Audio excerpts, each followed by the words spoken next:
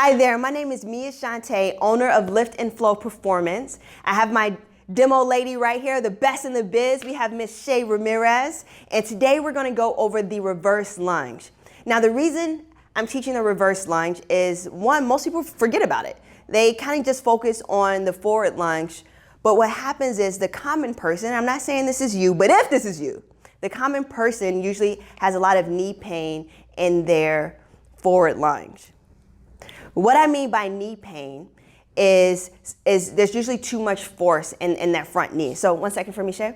When most people with this forward lunge will kind of go into this knee. Now, I'm not here to correct the forward lunge today. That will be a different task another day because it takes a little bit more to learn it properly.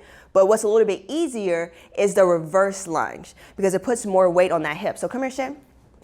Before we even start, let's go ahead and put hands on the hips, and we're gonna get everything nice and tight. I want you to squeeze through here, right? So abs are nice and tight, upper back is tight, glutes and thighs are all turned on. Now go ahead and step back.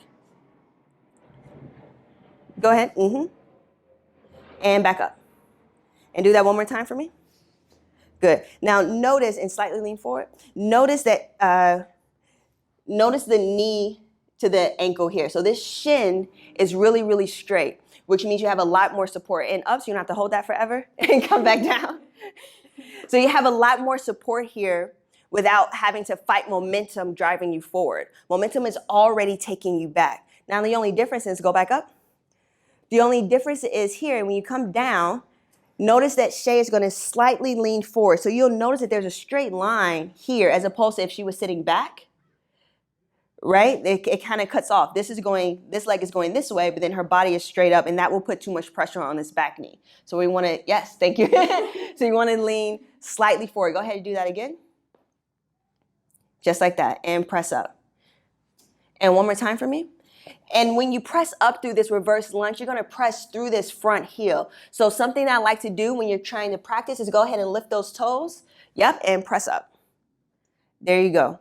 And back down. And wiggle those toes for me again. All you gotta do is just wiggle them. You don't have to keep them up, but you can wiggle, and that will let you know that your weight is in your heel, and back up. And that's your reverse lunge. You can do this at home. Go ahead, I like to have hands on the hips, or if you have dumbbells or something, go ahead and just have them right by your side, super, super tight.